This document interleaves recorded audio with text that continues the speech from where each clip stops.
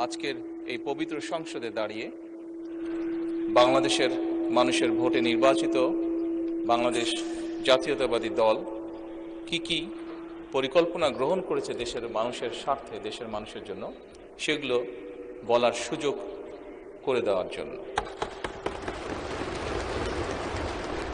একই সাথে আমি আন্তরিকভাবে ধন্যবাদ জানাতে চাই ঢাকা 17 আসনের যে সকল ভোটারবৃন্দ আমাকে নির্বাচিত করে এই আসনে প্রতিনিধিত্ব করার জন্য জাতীয় সংসদে পাঠিয়েছেন। একই সাথে যারা ভোট দেননি, আমি মনে করি আমার পবিত্র দায়িত্ব বাংলাদেশের নাগরিক হিসেবে তাদেরকেও প্রতিনিধিত্ব করা, তাদেরকেও দেখভাল করা। মাননীয় স্পিকার, সরকারের নির্বাচনী ইশতেহারে ঘোষিত কার্যক্রমসমূহ বাস্তবায়নের জন্য সকল মন্ত্রণালয় বিভাগ আগামী 180 দিন, আগামী অর্থ বছর এবং আগামী 5 বছরের কর্মপরিকল্পনা প্রণয়নের জন্য এরই ভিতরে বিভিন্ন প্রকার উদ্যোগ গ্রহণ করেছে। ইতিমধ্যে নির্বাচনী ইশতেহারে ঘোষিত কিছু গুরুত্বপূর্ণ কার্যক্রম বাস্তবায়নের লক্ষ্যে উল্লেখযোগ্যভাবে অগ্রগতিও হয়েছে। প্রান্তিক ও নিম্ন আয়ের পরিবারগুলোকে, যেখানে বাংলাদেশের অধিকাংশ পরিবারই প্রান্তিক বা নিম্ন আয়ের পরিবারের সদস্য, এই পরিবারগুলোকে প্রাথমিক পর্যায়ে 13টি জেলায় প্রায় 37,814টি নারী প্রধান পরিবারকে ফ্যামিলি কার্ড প্রদান কার্যক্রম শুরু হয়েছে। মাননীয় স্পিকার, একই সাথে কৃষকের সার্বিক সুরক্ষা প্রদানের জন্য সরকার কৃষক কার্ড প্রদানের উদ্যোগও গ্রহণ করেছে।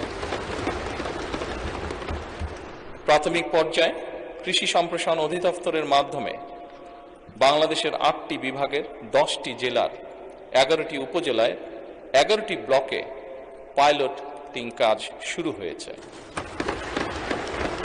এছাড়া নির্বাচনী অঙ্গীকার বাস্তবায়নের লক্ষ্যে ইতিমধ্যে সরকার শস্য, ফসল, পশুপালন ও মৎস্য খাতে 10,000 টাকা পর্যন্ত কৃষি ঋণ এরই মধ্যে মওকুফ করেছে। মাননীয় স্পিকার, সরকারের নির্বাচনী ইশতেহার বাস্তবায়নের প্রাথমিক পর্যায়ে ঈদ উল ফিতরের পূর্বেই যা আমরা দেশের মানুষের কাছে প্রতিশ্রুতি দিয়েছিলাম, ঈদ উল ফিতরের পূর্বেই 3,995 জন ইমাম, 2,975 জন মুয়াজ্জিন, 2,604 জন খাদেম এবং হিন্দু মন্দিরের 114 জন পুরোহিত, 83 জন সেবায়িত, বৌদ্ধ বিহার বা প্যাগোডার 15 জন অধ্যক্ষ এবং 16 জন উপাধ্যক্ষ, সর্বমোট 9,102 জন উপকার ভোগীর ব্যাংক অ্যাকাউন্টে নির্বাচনী প্রতিশ্রুতি অনুযায়ী সম্মানী পৌঁছে দেওয়া হয়েছে। মাননীয় স্পিকার, ই হেলথ কার্ড প্রদান বিষয়ে পাইলটিং কার্যক্রমের আওতায় খুলনা জেলায় ই হেলথ কার্ড প্রদানের জন্য একটি প্রকল্প অনুমোদন প্রক্রিয়াধীন রয়েছে। সরকারের নির্বাচনী ইশতেহার অনুযায়ী আগামী 5 বছরে ইনশাআল্লাহ 20,000 কিলোমিটার খাল খনন পুনর্খনন কর্মসূচি গত 16 মার্চ 2026 হতে বাস্তবায়ন শুরু হয়ে গিয়েছে। এর মধ্যে জুন 2026 পর্যন্ত পানি সম্পদ মন্ত্রণালয়, স্থানীয় সরকার বিভাগ ও কৃষি মন্ত্রণালয় 1204 কিলোমিটার খাল খনন পুনর্খনন করবে ইনশাআল্লাহ। এছাড়া দুর্যোগ ব্যবস্থাপনা ও ত্রাণ মন্ত্রণালয় কর্তৃক 2026 সাল পর্যন্ত কাবিখা, কাবিটা, টিআর এই সকলের মাধ্যমে 1500 কিলোমিটার খাল খনন পুনর্খনন সংস্কারের কাজ হবে ইনশাআল্লাহ। মাননীয় স্পিকার, সামগ্রিক বিশ্বে পরিবেশ একটি সিরিয়াস কনসার্ন হয়ে দেখা দিয়েছে।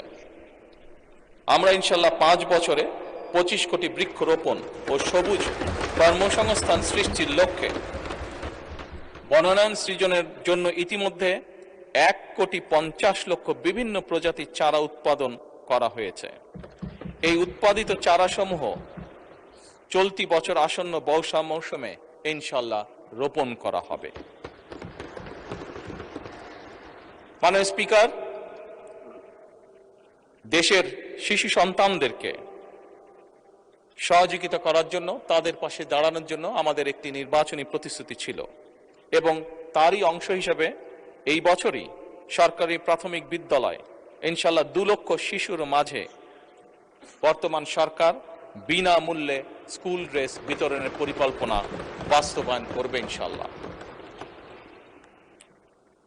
কারিগরি ও ভাষা দক্ষতা উন্নয়নে আগামী 180 দিনের মধ্যে কারিগরি শিক্ষা প্রতিষ্ঠানে 9,000 শিক্ষককে ট্যাব প্রদান করা হবে ইনশাল্লাহ। 3,832টি মাল্টিমিডিয়া ক্লাসরুম স্থাপন করা হবে। একই সাথে 172 জন শিক্ষার্থীকে ইটালিয়ান ও জাপানিজ ভাষা শিক্ষা প্রদান করা হবে। মাননীয় স্পিকার, একই সাথে 418টি কারিগরি ও মাদ্রাসা শিক্ষা প্রতিষ্ঠানে জুন 2026-এর মধ্যে ফ্রি ওয়াইফাই চালুর উদ্যোগ গ্রহণ করা হয়েছে। একই সাথে মাননীয় স্পিকার, বাংলাদেশে ঢাকা শহর সহ বিভিন্ন গুরুত্বপূর্ণ জায়গাগুলোতে পাবলিক প্লেস যেগুলোকে আমরা কনসিডার করি, এরকম অনেকগুলো জায়গাতে এর মধ্যেই ঢাকা কমলাপুর স্টেশন, ঢাকা বিমানবন্দর সহ এরকম গুরুত্বপূর্ণ জায়গাগুলোতে এরই মধ্যে ফ্রি ওয়াইফাই স্থাপন করা হয়েছে। মাননীয় স্পিকার, আপনি নিজেও একজন খেলোয়াড় ছিলেন, বাংলাদেশের অন্যতম ফেমাস খেলোয়াড় ছিলেন, ফুটবল প্লেয়ার ছিলেন। সারা দেশের শহর এবং গ্রাম অঞ্চলে খেলার মাঠ নির্ধারণ ও অবকাঠামো উন্নয়নে কর্মকৌশল নির্ধারণের জন্য কেন্দ্রীয় পর্যায়ে এরই ভিতরে কমিটি গঠন করা হয়েছে।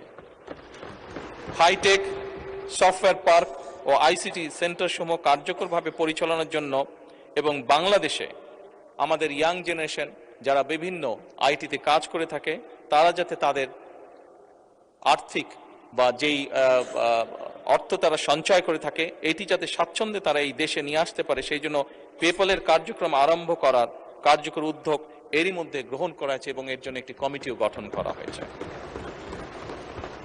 মাননীয় স্পিকার, নির্বাচনী ইশতেহারকে প্রাধান্য দিয়ে বেতন কাঠামো আদায় জাতীয় ক্রীড়াবিদদের জন্য, যা আপনি নিজেও আমি বিশ্বাস করি অ্যাপ্রিশিয়েট করবেন মাননীয় স্পিকার, এরই ভিতরে ক্রীড়া ভাতা চালু করা হয়েছে।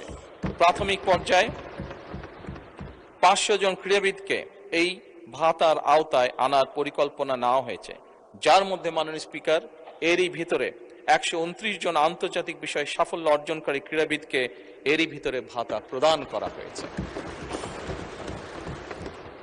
মাননীয় স্পিকার, ল্যাঙ্গুয়েজ স্টুডেন্ট ভিসায় বর্তমান জামানতবিহীন যে ঋণ ছিল তার সীমা যাতে আমাদের ছাত্ররা, আমাদের ইয়াং জেনারেশনের সদস্যরা যাতে সহজেই বিদেশে যেতে পারে এই কর্মসূচির আওতায়, তার জন্য তাদের ঋণ সীমা 3 লক্ষ থেকে 10 লক্ষ টাকায় উন্নীত করা হয়েছে।